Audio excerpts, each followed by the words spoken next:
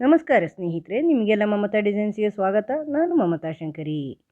ಇವತ್ತೊಂದು ಬ್ರೈಡಲ್ ಸಾರಿ ಕುಚ್ಚು ಡಿಸೈನ್ ಮಾಡೋದನ್ನು ತೋರಿಸ್ಕೊಡ್ತಾ ಇದ್ದೀನಿ. ಇದು ಹೊಸ ಸ್ಟಿಚ್ ಉಪಯೋಗಿಸ್ಕೊಂಡು ಮಾಡೋಂಥದ್ದು ಹೊಸ ರೀತಿಯ ಕುಚ್ಚು ಡಿಸೈನು.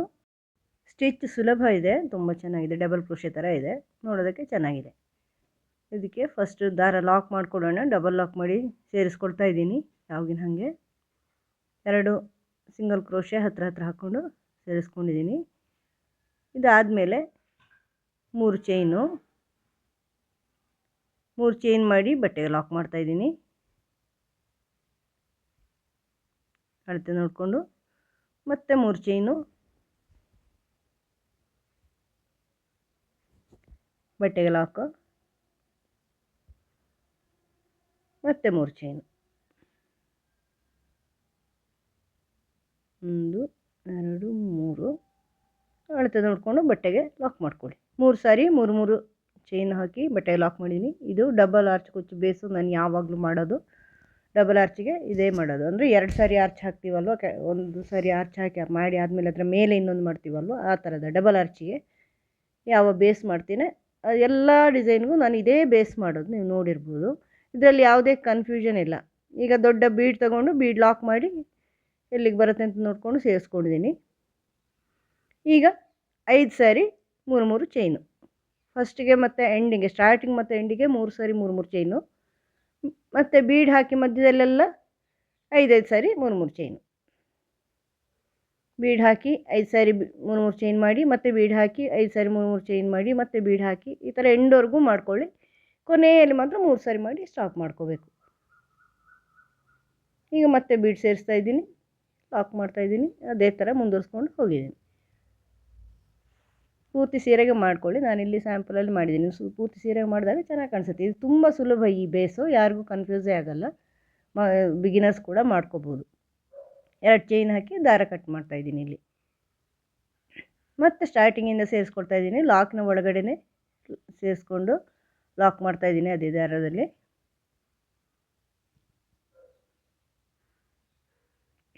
ಈ ಥರ ಡಬಲ್ ಲಾಕ್ ಮಾಡಿ ಸೇರಿಸ್ಕೊಂಡಿದ್ದೀನಿ. ಈಗ 3 ಚೈನ್ ಮಾಡಿ ಲಾಕಲ್ಲಿ ಲಾಕ್ ಮಾಡಿ, ಆಮೇಲೆ ನೆಕ್ಸ್ಟ್ 3 ಚೈನ್ ಹಾಗೆ ಮಾಡಿ,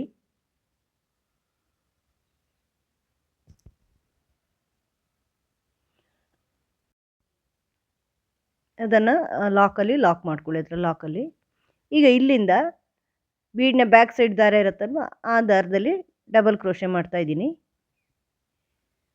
ಪೂರ್ತಿ ಆರ್ಚು ಡಬಲ್ ಕ್ರೋಶೆ ಮಾಡ್ಕೋಬೇಕು. ಬೀಡ್ನ ಬ್ಯಾಕ್ ಸೈಡಲ್ಲಿ 6 ದಾರ ಇರುತ್ತಲ್ವ, ಅದರಲ್ಲಿ 6 ದಾರದಲ್ಲಿ ಡಬಲ್ ಕ್ರೋಶೆ ಮಾಡ್ತಾಯಿದ್ದೀನಿ.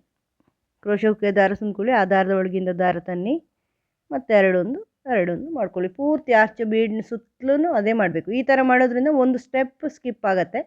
ಇಲ್ಲಾಂದರೆ ನೀವು ಬ್ಯಾಕ್ ಸೈಡಿಂದ ಬಂದು ದಾರ ರೌಂಡ್ ಹಾಕ್ಕೊಂಡು ಬರ್ಬೋದು. ಬೀಡನ್ನು ಸುತ್ತಲೂ ನಾವು ದಾರ ಹಾಕ್ತೀವಲ್ವ, ನಾನು ಮೊದಲೆಲ್ಲ ಅದೇ ಮಾಡ್ತಾಯಿದ್ದೆ ಅಲ್ವ, ಬೇರೆ ಡಿಸೈನ್ಗಳಲ್ಲಿ ಮಾಡಿದ್ದೀನಲ್ವ, ಆ ಥರನೂ ಮಾಡ್ಬೋದು, ಇದು ಮಾಡ್ಬೋದು. ಈ ಥರ ಮಾಡಿದರೆ ಒಂದು ರೌಂಡ್ ಸ್ಕಿಪ್ ಆಗುತ್ತೆ, ನಿಮಗೆ ಸುಲಭ ಆಗತ್ತೆ ಅಂತ ಅಷ್ಟೇ. ಏನು ವ್ಯತ್ಯಾಸ ಆಗಲ್ಲ, ಚೆನ್ನಾಗೇ ಕಾಣಿಸುತ್ತೆ. ಇದು ಬ್ಯಾಕ್ ಸೈಡ್ ದಾರದಲ್ಲಿ ಮಾಡ್ತಾಯಿದ್ದೀನಿ, ಬೀಡ್ನ ಬ್ಯಾಕ್ ಸೈಡ್ ದಾರ.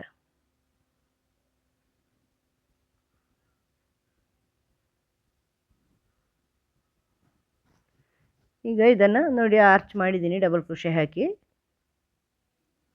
ಇದನ್ನು ನೆಕ್ಸ್ಟ್ 3 ಚೈನ್ನ ಲಾಕಲ್ಲಿ ಲಾಕ್ ಮಾಡ್ಕೊಳ್ಳಿ. ಇಲ್ಲಿಗೆ ಬರುತ್ತೆ ಅಂತ ನೋಡ್ಕೊಳ್ಳಿ. 3 ಚೈನ್ನ ಒಳಗಡೆ ಅಂದರೆ ಒಳಗಡೆ ಮಾಡ್ಕೊಳ್ಳಿ, ಲಾಕಲ್ಲಿ ಲಾಕ್ ಮಾಡ್ಕೊಳ್ಳಿ. ಇಲ್ಲಾಂದರೆ ಲಾಕ್ವರೆಗೂ ಮಾಡಿಕೊಂಡು ಮತ್ತೆ ಉಳಿದ 3 ಚೈನ್ಗಳೆಲ್ಲ ಹಾಗೆ ಮಾಡಿ, ಬೀಡ್ ಬೇಕಾದ 3 ಚೈನಲ್ಲಿ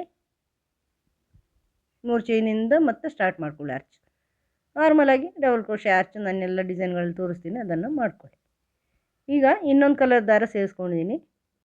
ಇದನ್ನು ಮೊದಲಿನ ರೋದ ಲಾಕಲ್ಲಿ ಲಾಕ್ ಮಾಡ್ಕೊಳ್ಳಿ, ಲಾಕ್ನ ಒಳಗಡೆನೇ ಲಾಕ್ ಮಾಡ್ಕೊಳ್ಳಿ ಈ ಥರ. ಅದಾದಮೇಲೆ 3 ಚೈನ್ ಮಾಡ್ಕೊಳ್ಳಿ. 3 ಚೈನ್ ಮಾಡಿಕೊಂಡು ಅದರ ಲಾಕಲ್ಲಿ ಲಾಕ್ ಮಾಡ್ಕೊಳ್ಳಿ. ಲಾಕ್ ಮಾಡಿದ ಮೇಲೆ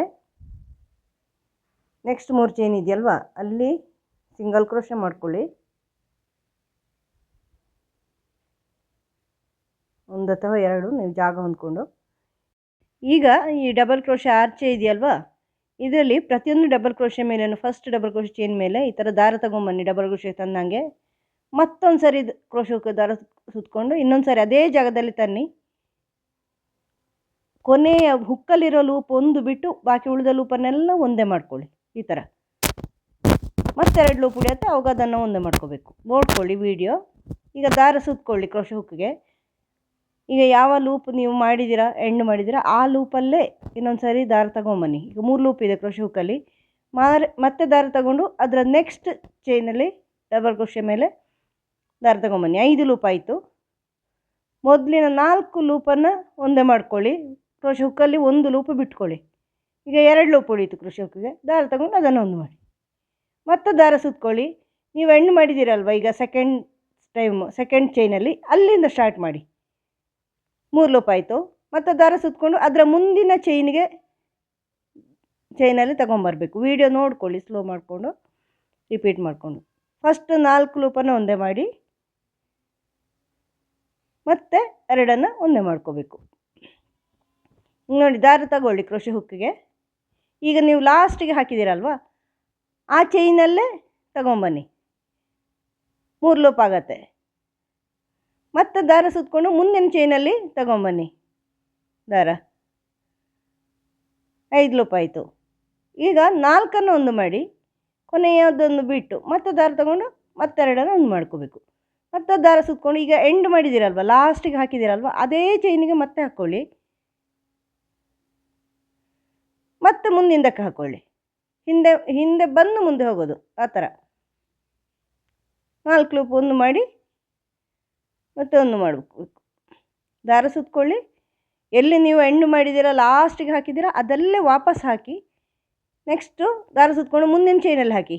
ಇನ್ನು ನೆಕ್ಸ್ಟ್ ಆ ಚೈನಲ್ಲೇ ಸ್ಟಾರ್ಟ್ ಮಾಡಬೇಕು ನೀವು. ಆ ಮುಂದಿನ ಚೈನಲ್ಲಿ 4 ಒಂದೇ ಮಾಡಿ ಮತ್ತೆ 2 ಒಂದೇ ಮಾಡಿ. ನಿಮಗೆ ನೋಡಿದರೆ ಗೊತ್ತಾಗುತ್ತೆ, ತುಂಬ ಸುಲಭ ಇದು, ಕಷ್ಟ ಇಲ್ಲ. ಎಲ್ಲಿ ಎಂಡ್ ಮಾಡ್ತೀರೋ ಅಲ್ಲಿಂದ ಸ್ಟಾರ್ಟ್ ಮಾಡಬೇಕು. ಮುಂದಿನ ಚೈನಲ್ಲೇ ಹಾಕ್ಕೋಬೇಕು. ಮತ್ತು ಅದರ ಮುಂದಿನ ಇದಕ್ಕಾಗುವಾಗ ಈ ಮುಂದಿನ ಚೈನ್ ಹಾಕ್ಕೊಂಡು ಮುಂದಿನಕ್ಕೆ ಹೋಗಬೇಕು. ಎಲ್ಲಿ ಎಂಡ್ ಮಾಡ್ತೀರೋ ಅಲ್ಲಿ ಸ್ಟಾರ್ಟು.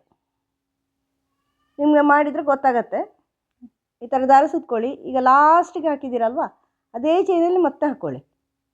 3 ಲೂಪ್ ಆಯಿತು. ದಾರ ತಗೊಳ್ಳಿ, ಮುಂದಿನ ಚೈನಲ್ಲಿ ಹಾಕ್ಕೊಳ್ಳಿ.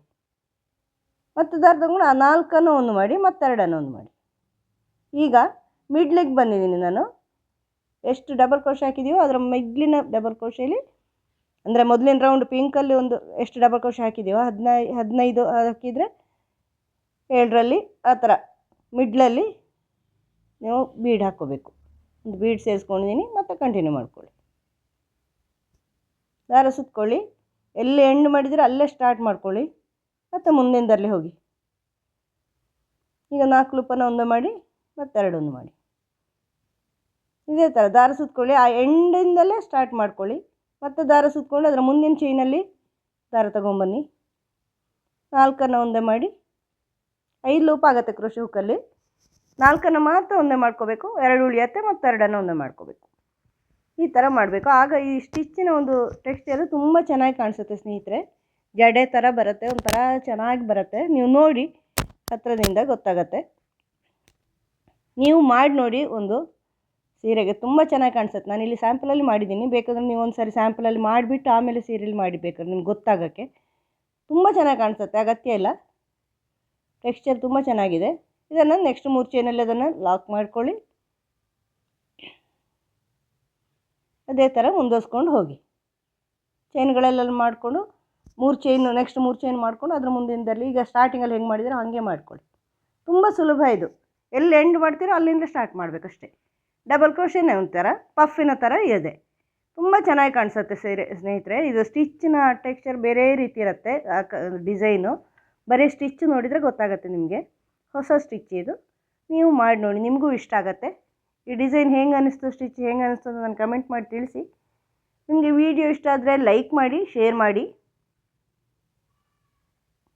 ನನ್ನ ಫೇಸ್ಬುಕ್ ಪೇಜು ಮಮತಾ ಡಿಸೈನ್ ಇದೆ, ಅದನ್ನು ಕೂಡ ಫಾಲೋ ಮಾಡಿ. ಯೂಟ್ಯೂಬ್ ಚಾನಲ್ಲು ಸಬ್ಸ್ಕ್ರೈಬ್ ಮಾಡಿಲ್ಲ ಅಂದರೆ ಸಬ್ಸ್ಕ್ರೈಬ್ ಮಾಡಿ. ಮುಂದಿನ ವಿಡಿಯೋದೊಂದಿಗೆ ಭೇಟಿಯಾಗೋಣ. Thank you.